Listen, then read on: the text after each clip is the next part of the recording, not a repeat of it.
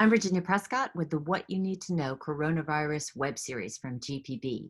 Stay at home restrictions have closed recovery meetings along with clinics and treatment centers for drug and alcohol addiction. And many support groups have moved online, which is some relief to the estimated 800,000 Georgians currently in recovery. But staying clean while socially isolated is a profound challenge. Jeff Breedlove is Chief of Communications and Policy for the Georgia Council on Substance Abuse. He's in recovery from drug addiction and has been organizing virtual support meetings. Jeff, thanks for taking the time. Thanks, Virginia, for having me today. So, specialists in the addiction field have said the coronavirus pandemic is a quote relapse trigger. What are your concerns about people now in recovery? Well, we're very concerned at the Georgia Council on Substance Abuse. The opposite of addiction is connection. And the longer that people are isolated because of COVID-19 and the coronavirus, the greater the threat of people entering active addiction for the first time and relapsing who are in recovery. It's very real. It's happening already, and it's only going to get worse before it gets better. So, what kind of services is the council offering for help?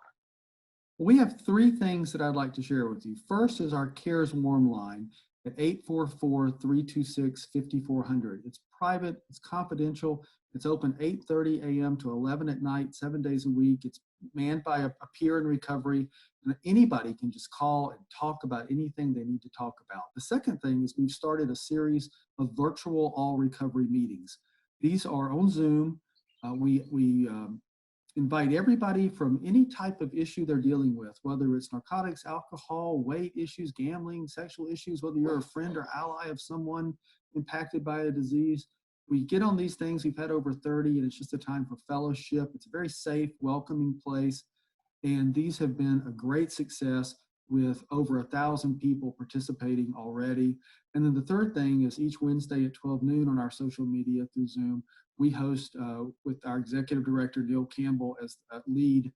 She's hosting a recovery town hall meeting where we have stakeholders come on from government, business, and healthcare to talk to the recovery community about how COVID-19 and the coronavirus is impacting the recovery community.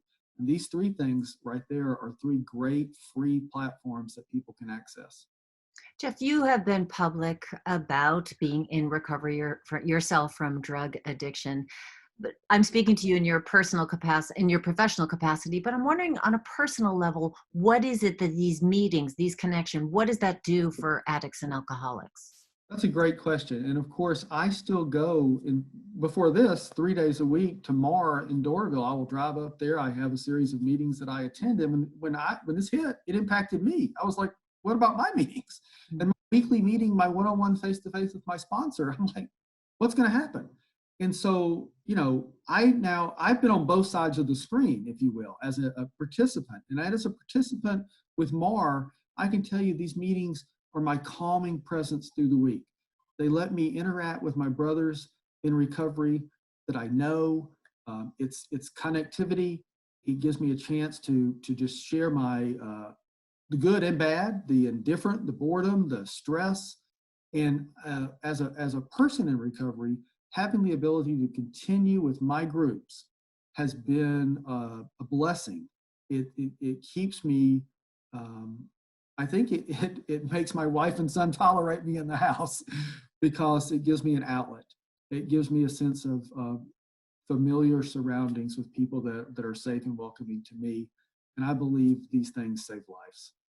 And I know these meetings are meant to be anonymous. What happens when you're on a Zoom meeting online and other people can see who you are or where you live?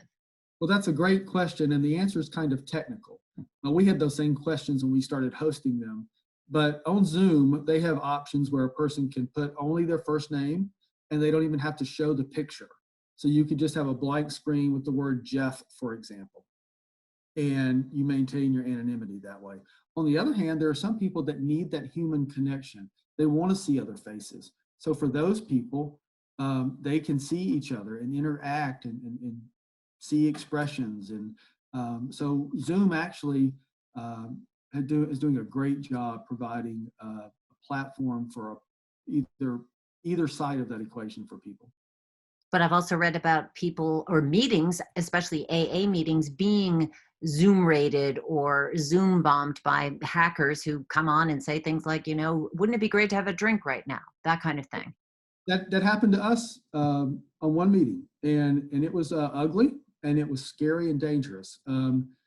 The fact is, there are protocols that Zoom has put in place, and we now exercise them, where if you just take a moment before you host a meeting, you can control it. For example, where everybody's muted before they log on, where they can only chat with the host. So I got to give Zoom credit. They have responded to the Zoom bombings. And if you set the right controls, you can control about 99% of it. And that's pretty good. What I've noticed in our meetings is that when that Zoom bombing occurred for us, it brought everybody together.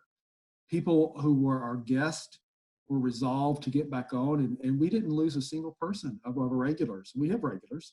And then our staff, we had a staff meeting afterwards, and everybody was motivated. And they said, hey, nobody and no disease is going to beat recovery. Recovery's stronger than COVID-19. And we're people that have been blessed to survive a disease that kills more people than anything else in America outside of COVID-19. We're sure not going to let somebody Zoom bombing us in a meeting get in the way of our recovery. So it was a waste of time for our meeting. That they haven't been back.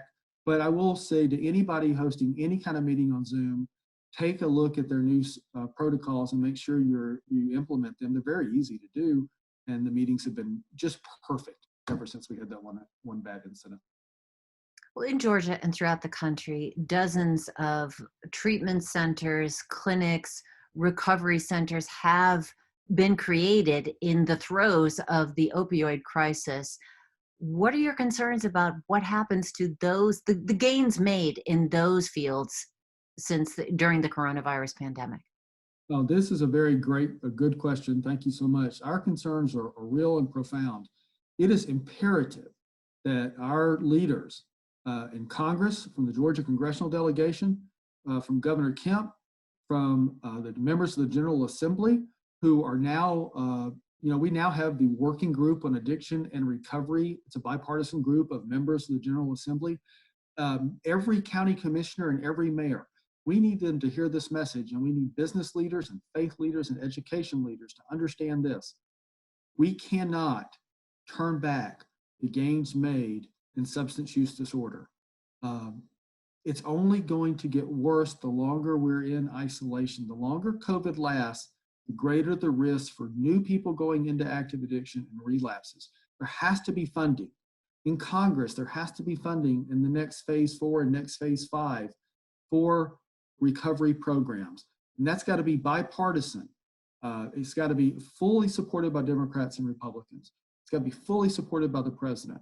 We have to have Governor Kemp and the members of the General Assembly, as they manage the budget and get ready for the 2021 budget, to make certain that funding is there for addiction recovery and mental health recovery programs, because that reality is coming to communities across the state of Georgia, from Waycross to Rome, from Athens to Columbus, and everywhere in between. We will make sure to post the CARES Warm Line phone number on the What You Need to Know coronavirus website.